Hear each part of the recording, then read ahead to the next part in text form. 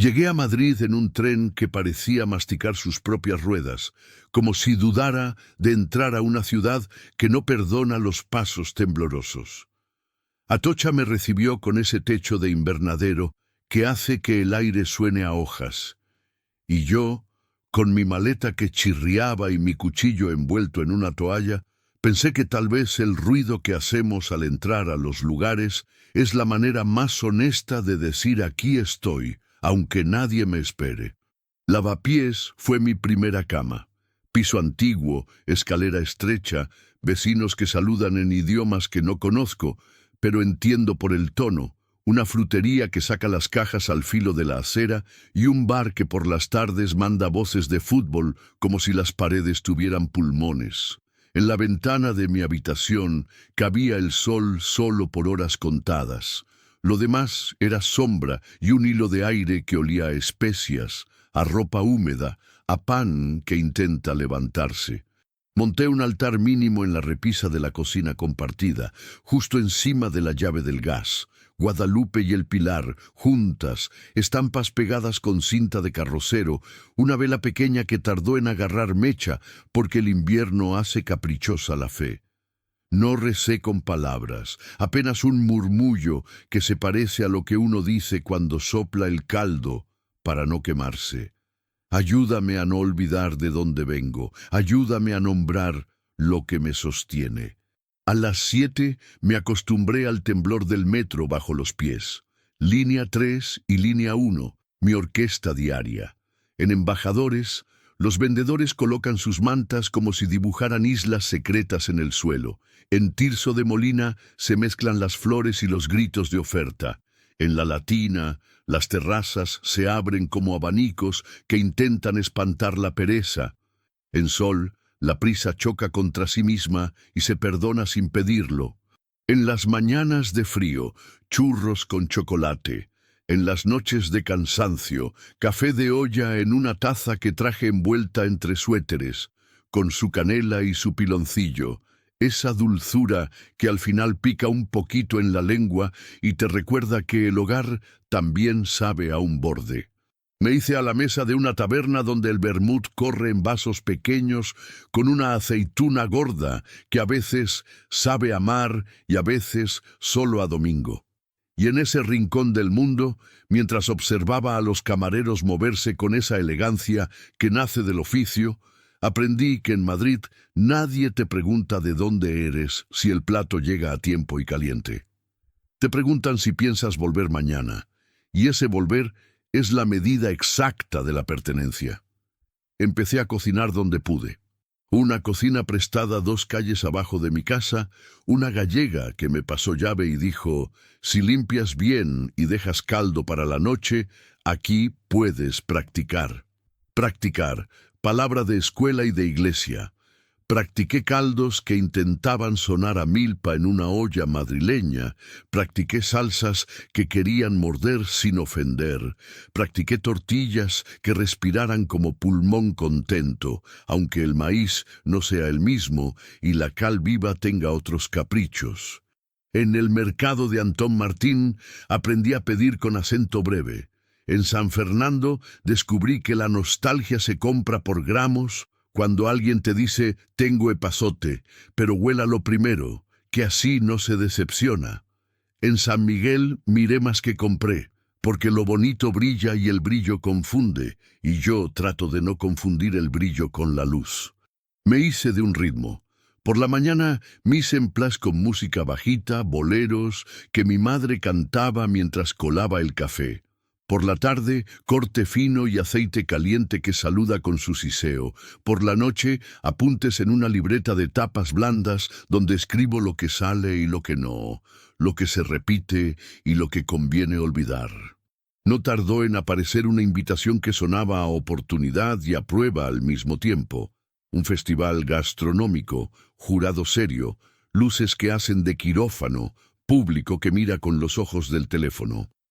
Dicen que Madrid te abre la puerta pero te observa desde el marco, y yo sentí la mirada limpia y el juicio seguro mucho antes de pisar la alfombra de entrada. Tenía el nombre de un empresario grande, de esos que llenan columnas de suplementos dominicales con fotos de trajes a medida y sonrisas que han aprendido a no enseñar los dientes. Un millonario que jugaba a curador de buen gusto. Le había oído en un vídeo decir que la cocina de barrio es auténtica si no se pone cursi. Me reí a medias, porque lo cursi suele ser el filtro, no el plato. Aún así, acepté, porque a veces los lugares que te incomodan son los únicos donde tu voz se vuelve nítida, como cuando te pintas una raya en el suelo y dices hasta aquí. El día del evento, la ciudad olía a lluvia que no se decide. Llegué con mi delantal manchado de epazote, una mancha mínima que ni yo quise lavar, porque la mancha, a veces, es la firma. Nos recibieron asistentes que aprendieron a caminar de lado para no estorbar, esa coreografía útil. Los stands brillaban, las cámaras probaban sus ángulos, los hornos respiraban a medias como caballos antes de la carrera. Saludé con el respeto de quien llega a una casa ajena. «Buenos días, yo soy...» Y el resto no hizo falta. Me asignaron una mesa que daba a una pared negra llena de logotipos, como si alguien hubiera querido que todos recordáramos quién paga el silencio. Coloqué mis cosas con el orden aprendido en los mercados. Cuchillo aquí, cucharón allá, sal gruesa al alcance, altar mínimo en el borde de una caja de tomates, Guadalupe y el Pilar, señoras discretas que no piden silla, pero sostienen techos. La vela no se podía encender, protocolo, así que les hablé con los ojos, que es otra manera de prender. Lo vi antes de que él me viera.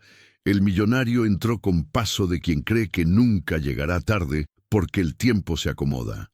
Lo seguía un grupo de personas que parecían la sombra del dinero. Estilistas, publicistas, alguien con un cuaderno duro y una pluma más cara que una olla, otro con una cámara que apuntaba hacia donde él giraba la cabeza, como si el mundo necesitara su visto bueno para existir. Se acercó a la mesa de unos chefs con estrella y se detuvo allí como se detiene el tren en un andén principal.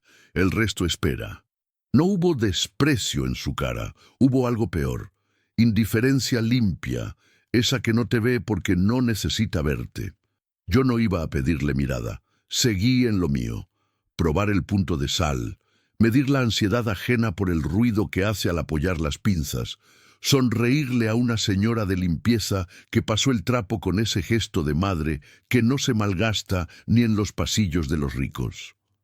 La novia del millonario apareció segundos después, como una palabra que llega tarde pero no pide disculpas. Era elegante sin esfuerzo, cabello recogido, una falda que se movía con la educación de los pliegues buenos, ojos de quien ha visto mucho y todavía le sorprende lo simple. Hablaba en voz baja y el grupo abría camino sin que ella lo pidiera. Se detuvo frente a mí como quien se acerca a una música que no conoce pero reconoce. Me miró a la cara, luego a mis manos, luego al delantal con su mancha de epazote. Sonrió apenas.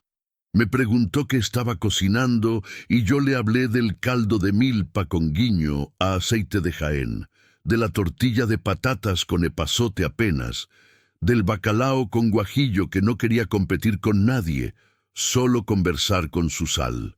Asintió, y se inclinó un poco como si el olor le hubiera contado un secreto. Hasta allí, normal, amable, ligeramente distante. Luego él llegó, y el aire cambió. El millonario puso la mano sobre el respaldo de la silla alta que habían colocado para él, esa silla que sobrevive a todos los montajes, y dejó que el silencio hiciera su presentación. La gente aprendió rápido a callar. La presentadora de voz templada se acercó y dijo su nombre con ese tono que vuelve los nombres inevitables. Él miró la sala como quien mira una maqueta de su propia casa y no encuentra motivos para modificarla. La novia, a su lado, se volvió a mí con la misma sonrisa breve de antes y sin bajar la voz, dijo: «Se parece a tu madre desaparecida». La frase no tuvo música ni campanas. Fue piedra lanzada al agua, y las ondas llegaron donde tenían que llegar. A su cara primero, a la mía luego, a la sala entera después. Él se quedó paralizado, como si alguien hubiera apagado de golpe el motor que lo lleva siempre al siguiente gesto. No respiró durante un segundo que duró demasiado. Si la cámara lo tomó, no lo sé. Yo lo vi con mis ojos, que a veces apuntan donde la técnica no alcanza. Nadie entendió al principio, salvo ellos y yo, y quizá la señora de limpieza que seguía pasando el trapo alrededor de nuestras sombras. Porque en la frase había dos puentes que se cruzaban y nadie había puesto señal de tráfico. Una madre desaparecida, un parecido que no buscaba halago. El murmullo alrededor intentó cubrir el hueco, pero el hueco creció, como crecen las grietas en las paredes viejas. De golpe no, a la vista sí. Yo apreté el cucharón con la mano izquierda, como quien se aferra a la barandilla del metro cuando el tren frena de improviso. La novia me sostuvo la mirada, no como quien acusa, sino como quien reconoce una traza en el plato y la nombra desde un lugar íntimo. Él bajó la cabeza 1 centímetro y ese gesto mínimo cambió la geometría del salón. La frase quedó flotando entre los focos y mis santas de papel. Se parece a tu madre desaparecida. No había campo semántico que la suavizara. No había comillas que la volvieran ligera. Cayó pesada y, sin embargo, exacta. Me hubiera gustado decir algo que colocara la mesa en su sitio, pero las palabras, cuando el golpe es justo, se esconden donde el vapor condensa. Opté por el cuerpo, acerqué el caldo a fuego mínimo, probé con la punta de la cuchara. Sentí el epazote hablar apenas, añadí una pizca de sal que llevaba en un frasco pequeño. Respiré por la nariz como enseñan las abuelas cuando uno va a llorar y no quiere. Pensé en mis 2 devociones. La Virgen de Guadalupe, que sabe de hijos que se van y vuelven con los bolsillos distintos. El pilar, que sabe sostener techos cuando los pilares que dicen sostener se vuelven barro. En México decimos a mal paso, darle prisa. En Madrid escuché no te rayes, que no pasa nada. Las 2 mitades de un mismo consejo. No te hundas en el charco de la frase. Cruza. Crucé, y en ese cruce oí el eco de las estaciones de metro, la voz que anuncia próxima parada con ese cantito que a veces parece canción de cuna. Lavapiés, La Latina, Sol. Las repetí por dentro como si fueran mis propias estaciones interiores. Memoria, trabajo, dignidad. Él intentó recomponer la cara con la velocidad de los que han entrenado el control.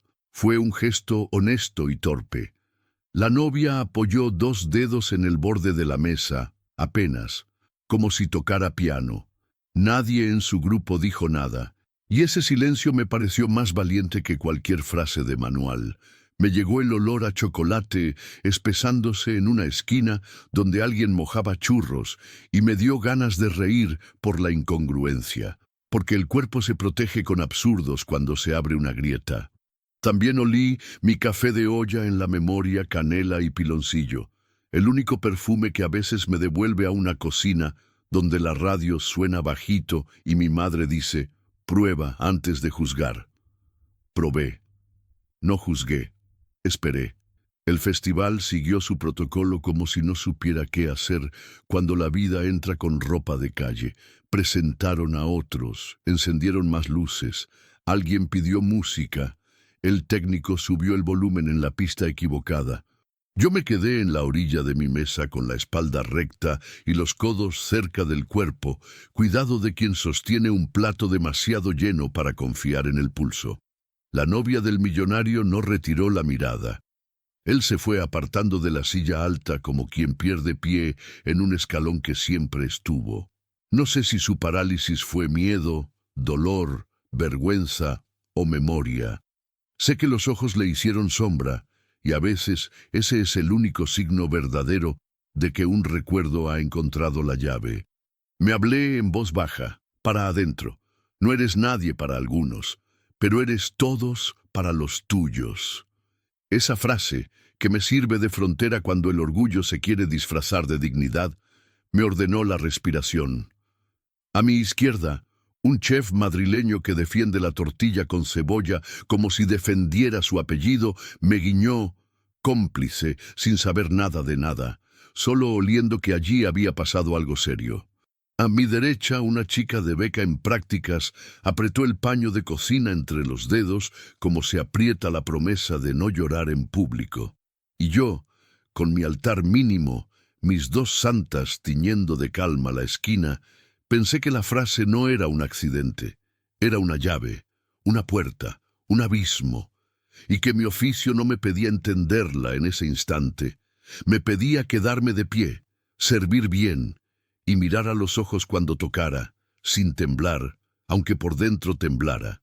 Las ciudades, cuando te adoptan, te enseñan su diccionario secreto. Madrid me estaba enseñando en ese momento que la elegancia a veces es solo la manera en que se disfraza la distancia. México me repetía desde el fondo del paladar que la humildad no es agachar la cabeza, es no levantar el codo. Entre las dos orillas yo sostuve mi cucharón como si sostuviera un hilo que evita que el cuerpo caiga al agua. En la mesa del millonario, un vaso de agua se quedó a medio beber, y ese medio fue la parábola completa de la tarde. No hubo escena, no hubo grito. Hubo una frase y un hombre inmóvil. Y, en medio, una mujer con un caldo que debía llegar caliente a sus bocas para que el resto de la historia pudiera ocurrir. Porque aunque no lo sabían, aunque quizá ni yo lo sabía entonces, el secreto que tumbó al millonario acababa de asomar su primera sílaba al borde de una olla que no hierve a borbotones, sino que respira como respiran los que han aprendido a esperar. Aprendí con las manos antes que con los libros. Mi infancia fue un corredor de mercado con piso mojado, bolsas de plástico que se pegan a la pantorrilla, voces que regatean como si rezaran y un comal que nunca descansaba del todo. Mi madre decía que el fuego tiene su lengua y que si lo escuchas te cuenta en qué punto la tortilla deja de ser masa y se convierte en pan vivo. La abuela corregía: pan no, niña. Pan aquí es otra cosa. Dilo bien, tortilla es tortilla y tiene su dignidad de maíz. Entre las dos me enseñaron el abecedario del sabor. A de ajo, B de bolillo para remojar, C de comino que viaja en la ropa, D de despacio es fino. El mercado era mi escuela pública y el patio de la casa, mi laboratorio. Si cierro los ojos, todavía veo la luz cansada sobre el puesto de verduras, el cilantro húmedo con elástico rojo, las cebollas blancas con barba corta, los chiles de colores como advertencias y abrazos. El casero de los huevos nos regalaba uno roto para que no llorara la pérdida, y yo lo cuajaba en un sartén abollado con una paciencia que hoy me sostiene las manos cuando todo lo demás tiembla. En las fondas aprendí otra clase, la del ritmo. No el de las canciones, que también, sino el de las comandas. Una fonda enseña que la vida ocurre en 15 minutos y que un plato que arranca tarde llega muerto, por más poesía que le pongas en el camino. La tía Licha me dejaba cortar jitomate con cuchillo romo para que agarrara confianza. Me corregía sin humillar: parejo, niña, que el cuchillo no es para presumir, es para servir. Un chef jubilado del barrio organizaba talleres comunitarios los domingos. Nos enseñaba a no desperdiciar nada, a hacer fondos con huesos que otro tiraría, a colar salsas sin perder cuerpo y, sobre todo, a leer etiquetas como se lee en contratos. Allí escuché refranes que cruzaban el Atlántico como si se subieran a un avión de tarifa barata. No por mucho madrugar amanece más temprano, pero sí alcanza la mise en place, nos decía riendo. De buen hambre no hay mal pan, y de buen caldo no hay mala cara, respondía mi abuela, que se ponía seria con la higiene y suave con los miedos. Aprendí que la técnica es una escalera de mano. Subes un peldaño y sostienes el pie del que viene detrás. El primer dinero que mandé a casa lo conté 3 veces antes de entregarlo en el locutorio del señor Ahmed. El recibo olía a tinta barata y a promesa. Mandar dinero era decir, aquí estoy desde lejos.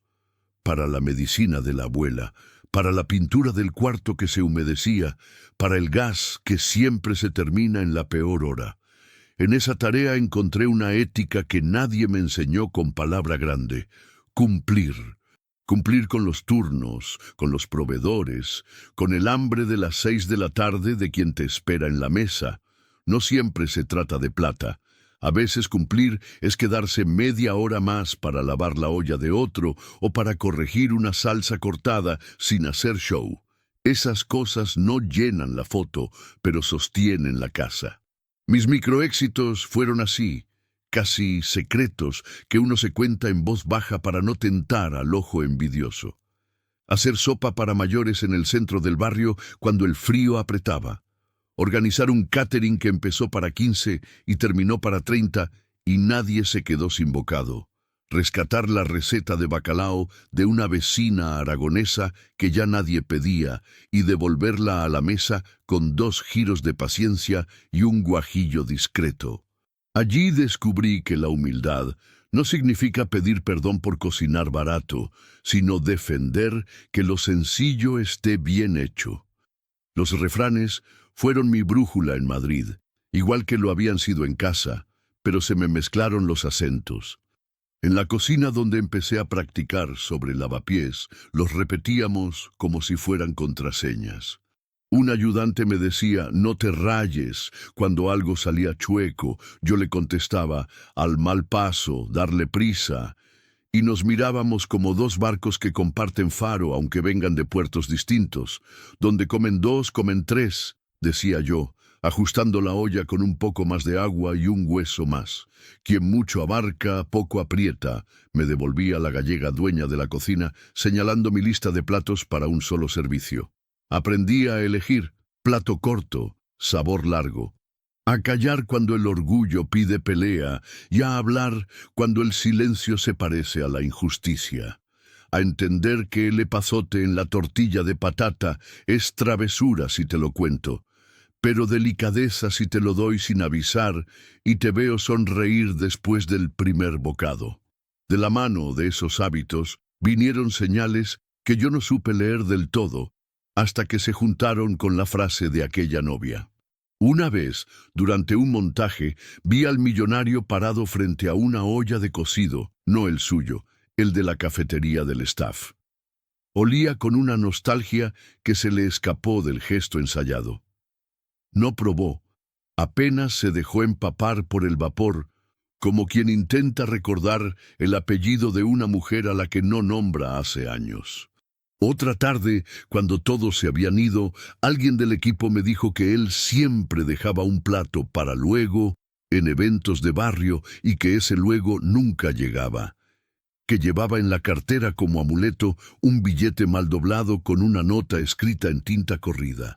No me lo enseñaron, pero escuché el rumor de una deuda, y está el modo en que mira las manos de las mujeres que sirven, como si contara las cicatrices.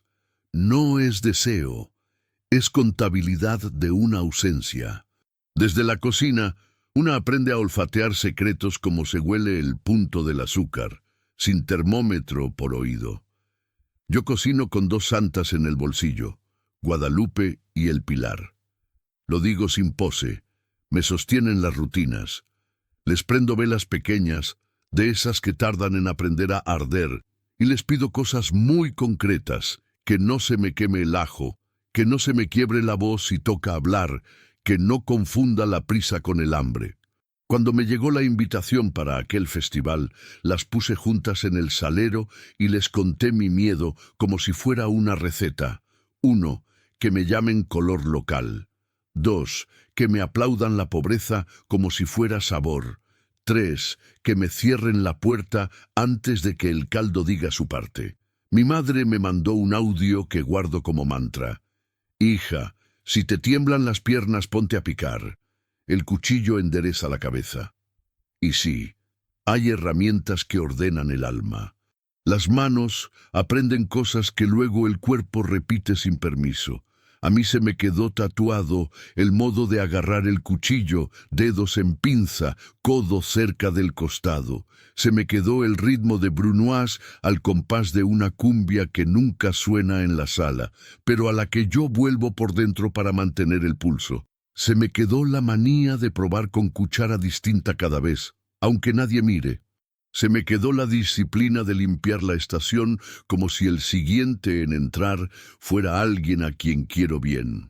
Y sobre todo, se me quedó una promesa que hice la primera vez que una señora con bolso caro me dijo: «Qué bonita tu pobreza, qué auténtica, no agachar la cabeza, no convertirme en postal, no aceptar que me den las gracias por traer color. Si quieren color, que coman». Si quieren autenticidad, que paguen a tiempo y con contrato. Si quieren historia, que escuchen La Olla. Mis microéxitos siguieron sumándose sin ruido. Fui la de los caldos cuando alguien estaba enfermo, la de los guisos cuando una familia no llegaba a fin de mes, la de las meriendas de pan con anís para el coro de niños que necesitaba azúcar para ensayar. Fui la que llevaba café de olla a las 6 de la mañana, cuando los de la obra empezaban y el frío cuarteaba los dedos. Fui la que llenaba termos para voluntarios en la cabalgata, para los que barren la fiesta después de que todos se van.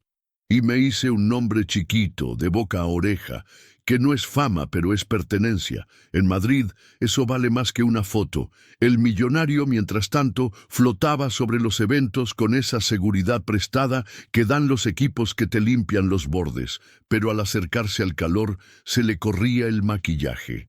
Los primeros signos del secreto eran esa manera de quedarse mudo frente a un puchero de lentejas o de aceptar pan como si fuera un favor que no merece. Nadie rico de cuna mira el pan así. La novia tenía la sonrisa perfecta y el ojo rápido de quien captura tendencias.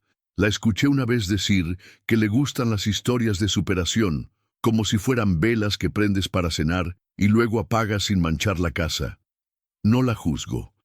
A cada quien le duelen cosas distintas, pero aquel día en que soltó la frase «se parece a tu madre desaparecida», yo ya había olido, en su manera de apretar el brazo de él, que esa ausencia no estaba bien guardada. Una madre no desaparece, se esconde entre las recetas que te sostuvo, y cuando vuelves a ese olor, aunque vengas en traje caro, te tiemblan las rodillas. Mis promesas tienen forma de plato. Prometí no agachar la cabeza, y eso se traduce en porciones que no piden perdón, en sopas que no pasan, sino que se quedan, en tortillas que respiran al corte y no se derraman para el espectáculo. Prometí que el plato hablaría por mí, que si alguien dudaba, probaría y entendería. Por eso me obsesiono con el hervor que no rompe, con el punto del bacalao que se abre en lascas como si fueran páginas, con la migaja del pan de anís que se queda en los dedos para que te chupes la historia. El plato dice lo que mi acento a veces impide. Dice que vengo de mercado, de fonda, de taller, de altar bajo, de metro que tiembla a las 7, de churros con chocolate que no son traición porque el café de olla me acompaña como segunda piel. Dice que no necesito permiso para estar aquí. Dice que la humildad en mi casa es cimiento, no etiqueta. Y dice, sobre todo, que si un día alguien me mira desde arriba, el vapor le va a empañar los lentes y le va a tocar inclinarse un poquito para ver.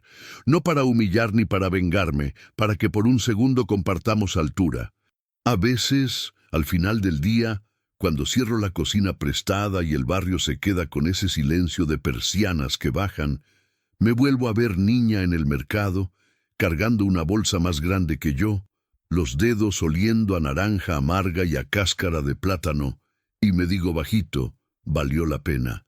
La ética del trabajo no está en la frase hecha, está en la espalda, en llegar a la hora, en no robar tiempo ni pan, en no chismear cuando otros cocinan, en no dejar caer el cuchillo por flojera. Está en mandar dinero sin decir, a ver si me agradecen. Está en alegrarse de que los tuyos coman mejor que tú ese día. Y también está en levantar la mano cuando te quieren pagar en aplausos, porque no somos ONG, somos oficio. Obras son amores, repite mi abuela desde donde esté, y yo sonrío y contesto, y no buenas razones, como me enseñó un cocinero de Lavapiés que me adoptó como colega.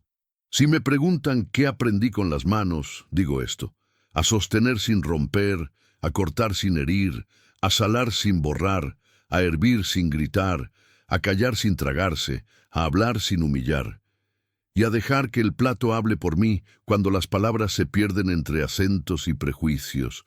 Por eso, cuando el millonario se quedó paralizado por una frase que era mitad verdad y mitad cuchillo, supe que el resto venía. Que no me tocaba empujar la historia, sino prepararle mesa. Que mi promesa no era venganza ni revancha, era simple: no agachar la cabeza, seguir sirviendo, mantener el caldo respirando, esperar el momento en que el secreto, por fin, encontrara su plato. Porque toda historia, incluso la más dura, se entiende mejor cuando la masticas. Y yo estaba lista para cocinarla. Se fue la luz como se va la paciencia cuando te cambian el turno a última hora, sin pedir permiso.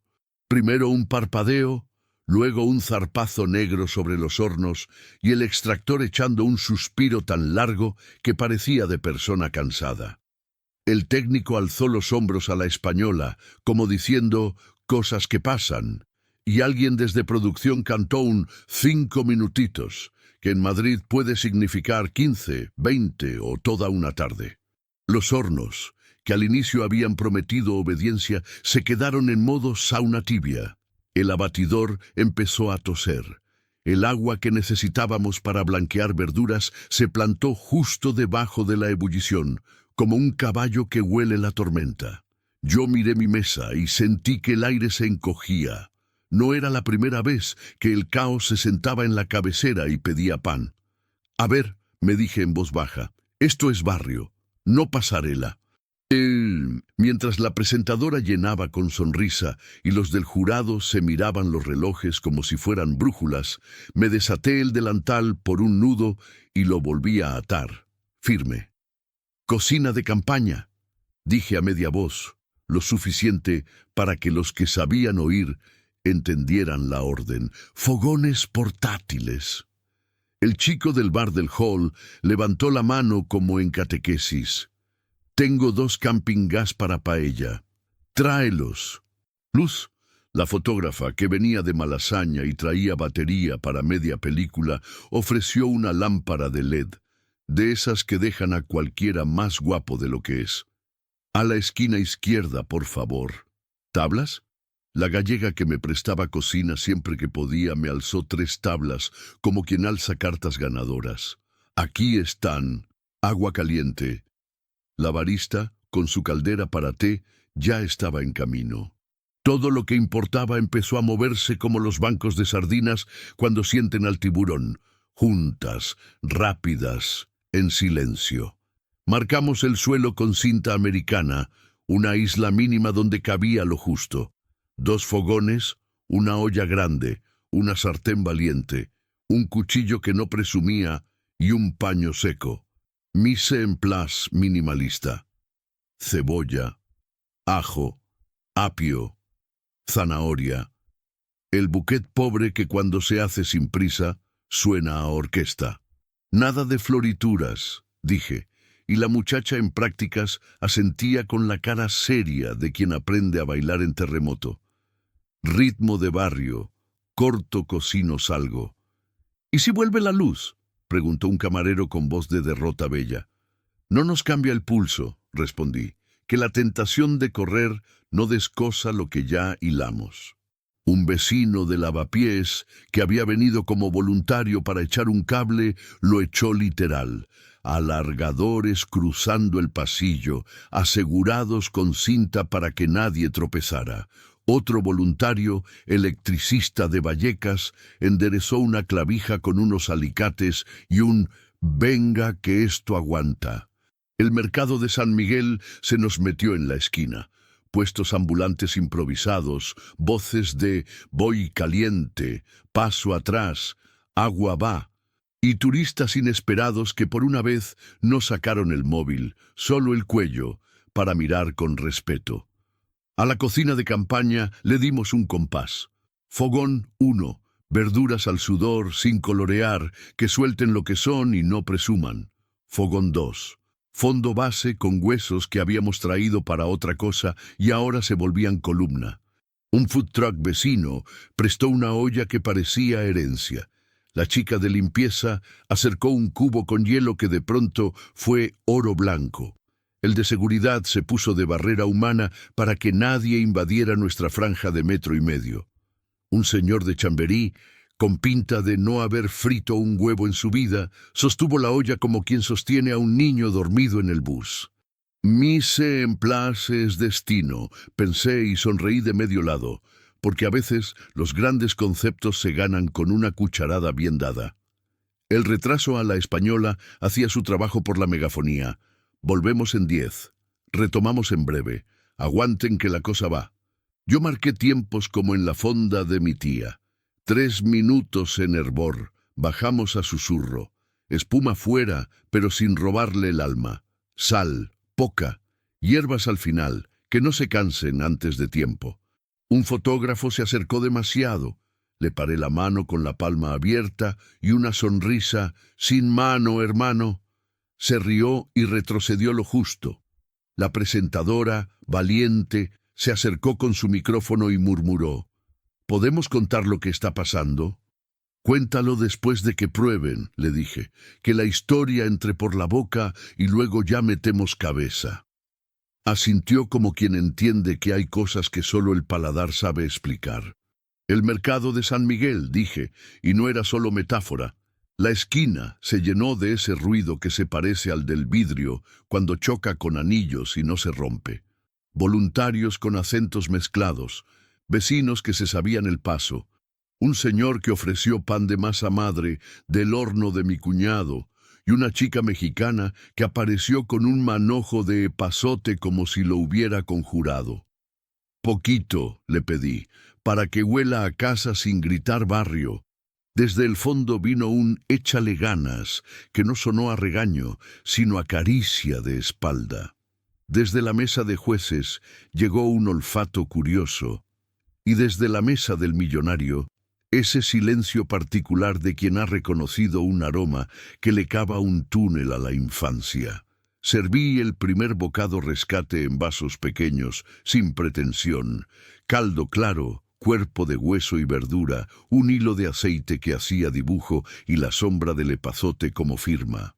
Primero a los invisibles, la chica de limpieza, el electricista, el de seguridad que hacía de muro.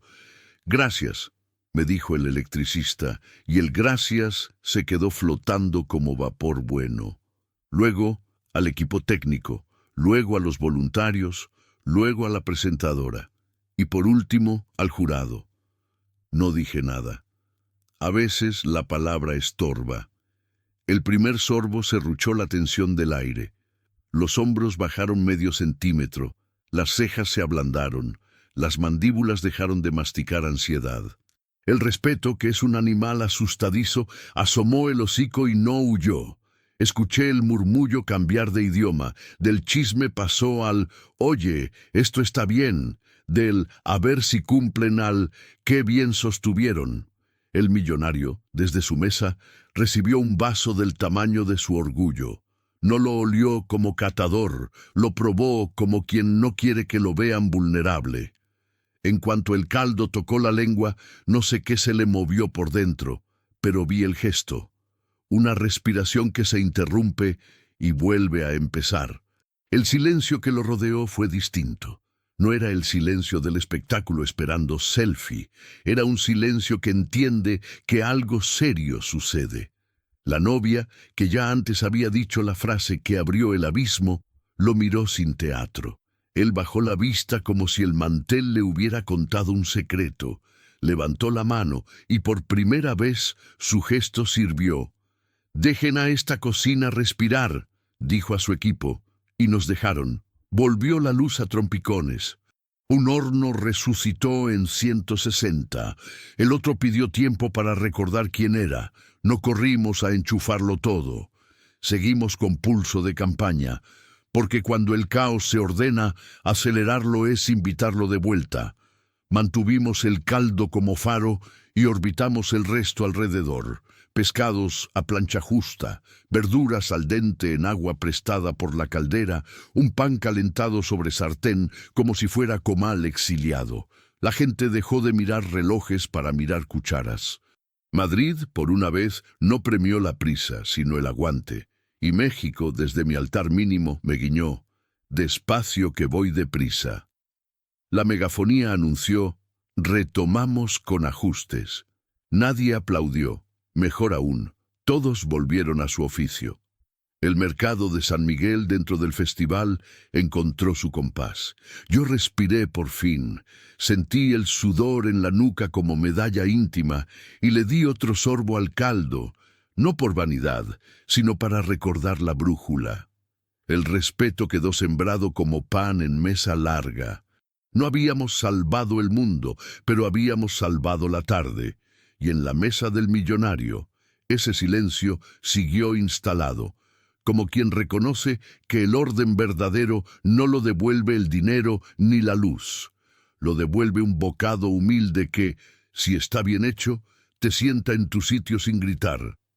En ese sitio, la historia volvió a tener camino.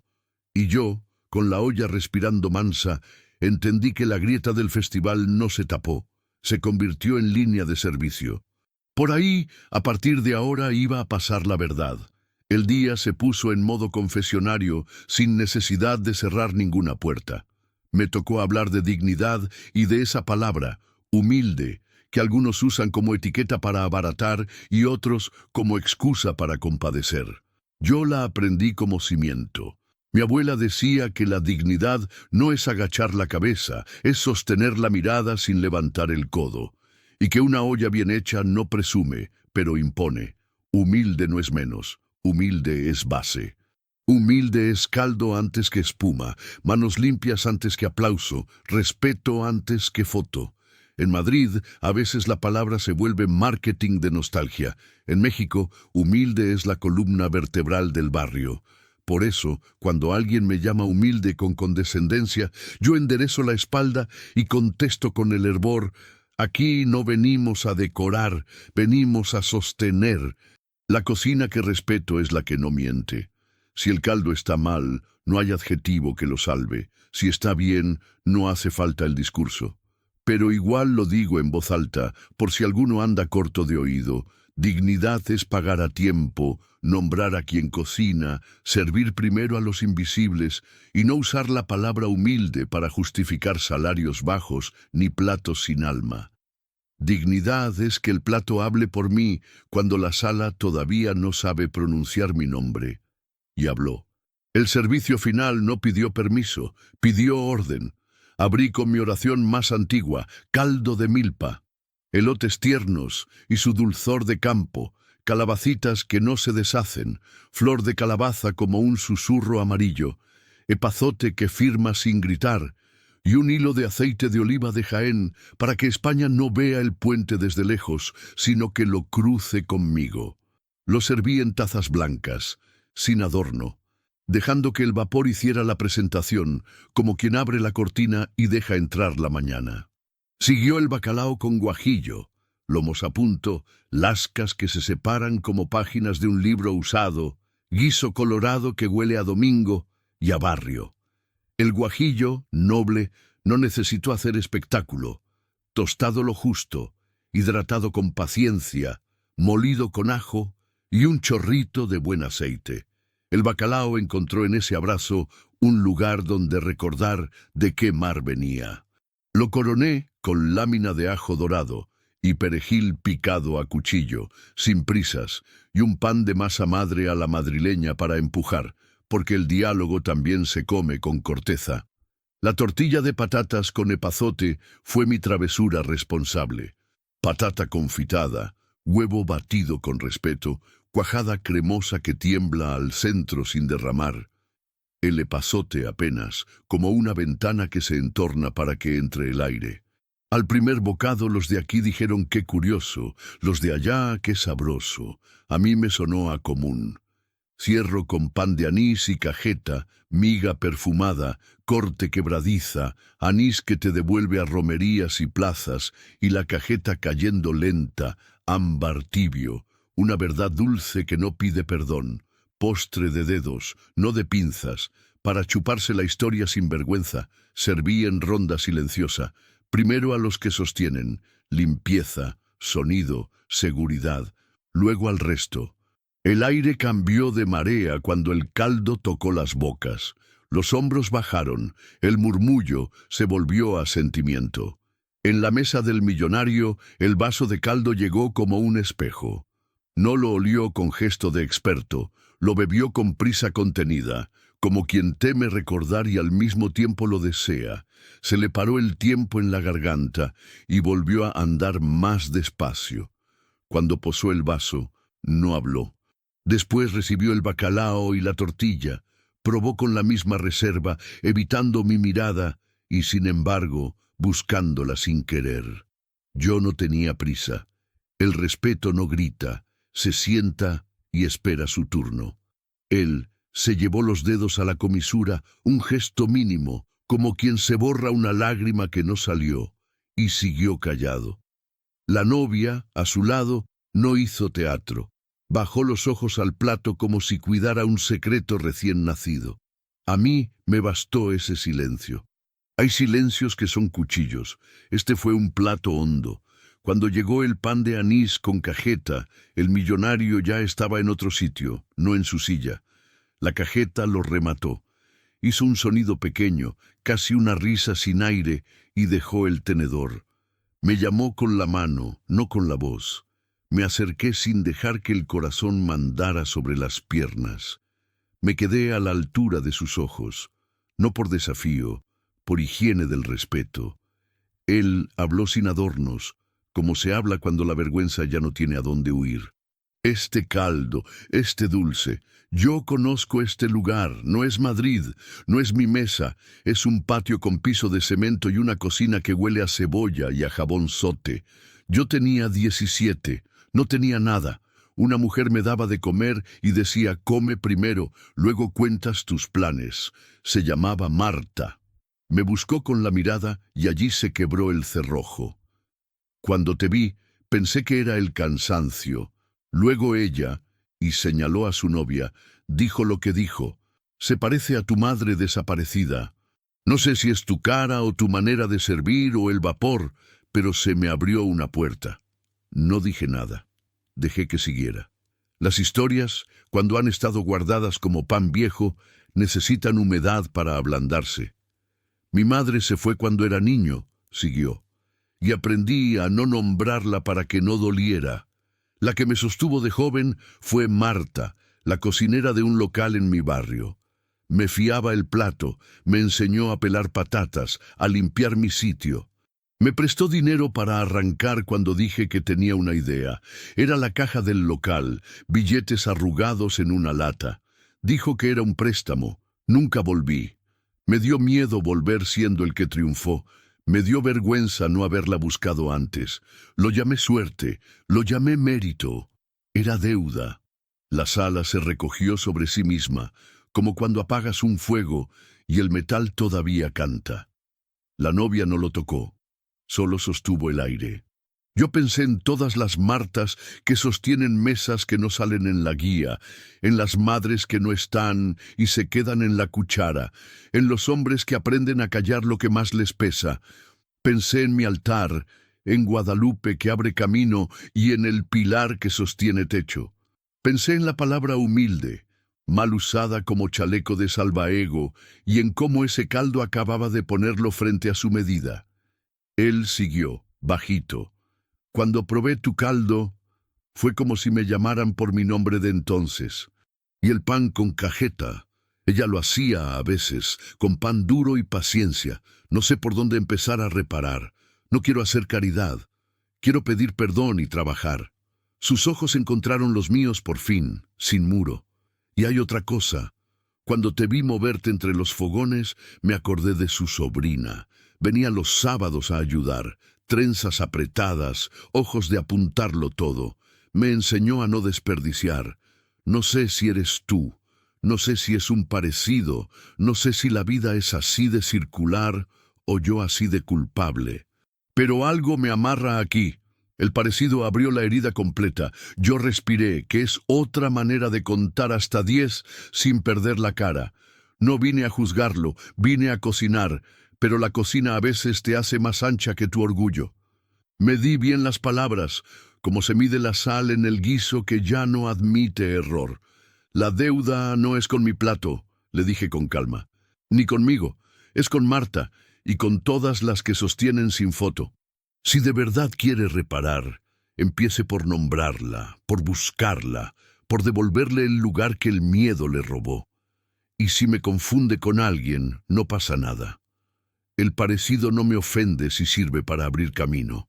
Él asintió con una mezcla de vergüenza útil y alivio. La novia apretó la servilleta como quien sujeta un hilo que no quiere romperse. Nadie aplaudió. Mejor. Hay verdades que no soportan palmas, solo obras. Volví a mi estación. Seguí sirviendo. El menú puente había hecho su trabajo. No deslumbrar, sino recordar.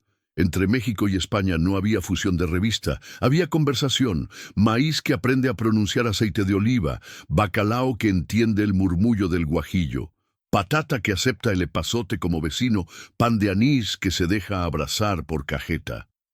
El millonario se quedó quieto, respirando como quien sale del agua. En su silencio ya no había soberbia, había sitio. Y la palabra humilde, al fin, se quedó donde debe, en el cimiento que no se ve pero sostiene la casa. Allí, a temperatura de caldo, su secreto encontró mesa. Y la deuda, por fin nombrada, dejó de ser fantasma y se volvió tarea. Yo levanté la vista hacia mi altar diminuto y sin decirlo prometí lo único que sé cumplir, que el plato siga hablando por mí, para que nadie tenga que gritar para ser escuchado, porque así se cocina la dignidad, a fuego bajo, con memoria, con verdad, y servida caliente para que haga efecto. La mañana siguiente amaneció con la ciudad en voz baja, como si Madrid hubiera entendido que hay días que no admiten fanfarria. Llegué temprano, con el delantal doblado en 4 y la libreta en la que yo me dejo órdenes como si fuera otra persona. Limpiar, nombrar, firmar. El auditorio olía a cables recién probados y a limón de trapo, ese olor que solo sale cuando alguien decide empezar de nuevo en serio. En el bolsillo llevaba mi altar mínimo, Guadalupe y el Pilar, estampas con las esquinas ya rendidas, y una velita que no iba a encender ahí porque las normas son las normas, pero que igual me sostenía el pulso. Él apareció sin cortejo, no vino con el traje que lo agranda, ni con la sonrisa que se prende para prensa. Trajo una hoja doblada y un vaso de agua. La sala, que antes hubiera pedido selfie, entendió, por instinto o por cansancio, que tocaba escuchar de pie por dentro. Me equivoqué, dijo sin prólogo. Ayer usé la palabra humilde, como quien pone una etiqueta para que le salga más barato el respeto. Reduje a una cocinera a un papel que no le corresponde. Ella sostuvo nuestro desastre con una cocina de campaña y un caldo que puso a todos en su sitio. Vengo a pedir perdón, sin peros, y a reconocer su trabajo como lo que es, oficio y dignidad, no caridad. La voz no tembló, pero tampoco posó. A veces, el arrepentimiento tiene ese tono de tornillo que por fin encuentra su rosca. Quiero proponer algo concreto. Una cocina-escuela en 3 sedes, Madrid, Ciudad de México y Zaragoza. Presupuesto trianual asegurado por contrato notarial, no por promesas de escenario. Objetivos medibles, número de becas activas y concluidas, contratos justos tras prácticas, menús populares servidos a precio digno, salud de espalda y manos cuidada, horarios respetados. Biblioteca de recetas de barrio, mentorías pagadas, auditoría externa cada trimestre. La beca principal llevará el nombre de Marta. A ella, la cocinera que me alimentó cuando yo no tenía nada, le debo más que dinero. Le debo lugar. Empiezo con 20 becas anuales, 10 en Madrid, 10 en la CDMX, y yo pondré mi nombre solo para firmar los cheques y responder si algo falla. Nadie aplaudió. Mejor. Los aplausos a veces espantan a la verdad cuando apenas asoma. Me invitaron a subir. Caminé con el paso que uso para no derramar caldo, firme, sin orgullo de desfile. Tomé el micrófono con las manos limpias, todavía oliendo a epazote seco. Gracias por la disculpa, dije despacio, para que cada palabra encontrara su plato. La acepto si viene servida con hechos, y sobre la cocina, escuela, la tomo con condiciones, porque el respeto, cuando no se firma, se evapora, y porque yo no vine aquí a alquilar la dignidad por temporada. Un murmullo breve. Seguí. Primero, respeto. Eso significa contratos por escrito, nómina que llegue a tiempo, horas pagadas, horas extra pagadas también, y derecho a decir no sin castigo. Significa nombres. Los de cocina, limpieza, mantenimiento, proveedores, en carteles y en documentos. Quiero créditos como en las películas, sin jerarquías que humillen. Segundo, precio digno. El menú popular será popular de verdad. Un plato de cuchara, un principal sencillo, un pan con algo dulce o salado, agua fresca o café, a un precio que alcance al barrio sin que se hunda la cocina. 3 días a la semana, servicio de comidas populares en las 3 sedes, con prioridad para mayores, estudiantes y familias con niños. Y no será pérdida, será inversión. La escuela aprenderá a cuadrar cuentas sin robarse el alma. Tercero, becas con raíz y alas. 10 en Madrid, 10 en CDMX, con apoyo para transporte y herramientas, porque no quiero talentos que se me caigan por no poder pagar el metro. Y una pasarela Zaragoza-Madrid CDMX para intercambio. Que el maíz aprenda el idioma del aceite de oliva y que la patata conozca el epazote sin pedir perdón. Selección transparente, tutoría con responsables de verdad, evaluación práctica y un fondo de emergencia para cuando la vida se rompe un diente. Cuarto, memoria. La beca Marta no será solo un nombre en una placa, será un archivo vivo. Su receta de guiso, su libreta de compras, sus horarios, sus refranes pegados a la pared, y cada año un día de cocina abierta para honrar a las que sostienen sin ser noticia, sin discursos largos, con mesa larga, con pan y café de olla. Quinto, gobernanza. Un consejo mixto. 2 representantes del barrio, 2 de la escuela, 1 de salud laboral, 1 de finanzas con lupa para no perder el rumbo y asientos para las becarias con voz y voto. El millonario, si quiere, que venga a comer y a escuchar, a decidir, solo en lo que ponga su firma para garantizar salarios, porque la caridad manda, la justicia conversa. Y último, lenguaje. Si van a usar la palabra humilde, que sea como cimiento, no como adorno para pagar menos. Quien diga esto es solo cocina humilde, tendrá que fregar ollas una semana para entender de qué habla. Silencio de ojos abiertos. Él asintió. Acepto todas las condiciones, dijo. Y la manera en que lo dijo me recordó a los hombres cuando por fin aprenden a pedir perdón sin envoltorio. Hoy mismo se redactan los contratos. Hoy mismo llamo a Zaragoza y hoy mismo empiezo a buscar a Marta. Si no la encuentro yo, que la encuentre la escuela en su propia receta. Hizo una pausa y la sala bajó medio grado de tensión. Y sobre lo otro, anoche pensé en tu parecido. No quiero apropiarme de tu historia. Si la vida se parece, que sea para sumar, no para confundir. Lo importante no es mi recuerdo. Es que esta deuda se convierta en estructura. No soy juez, soy cocina, pero a veces la cocina te pide que bendigas sin mitra. Así está bien, le dije. Las obras son amores. Uy, no, buenas razones, completó él, como si un refrán cruzara de un lado del océano al otro para darse la mano en medio. El auditorio respiró. Yo me guardé una sonrisa de bolsillo para usarla cuando bajara la adrenalina. Firmamos. Nada de flashes. 2 firmas, 3 rúbricas, una foto borrosa para archivo y el olor a tinta que a mí siempre me sabe a comino. Luego abrimos las puertas como se abre una casa después de barrer. Llegó gente que no sale en los carteles y que sostiene los carteles. El de seguridad con ojos cansados, la señora que pasa el trapo como si afinara un instrumento, la chica de prácticas con las manos frías de emoción. Puse una olla de café de olla en el rincón donde nadie molesta, canela que canta bajito, piloncillo que derrite su pena y al lado un vermut que un camarero de la Latina trajo como quien trae su acento en botella. Brindamos sin ruido a sorbos alternos, un trago de vermut por Madrid, un trago de atole por México, porque el frío pide calor que se mastique y la ciudad pide una aceituna gorda para acompañar. Salud, dije.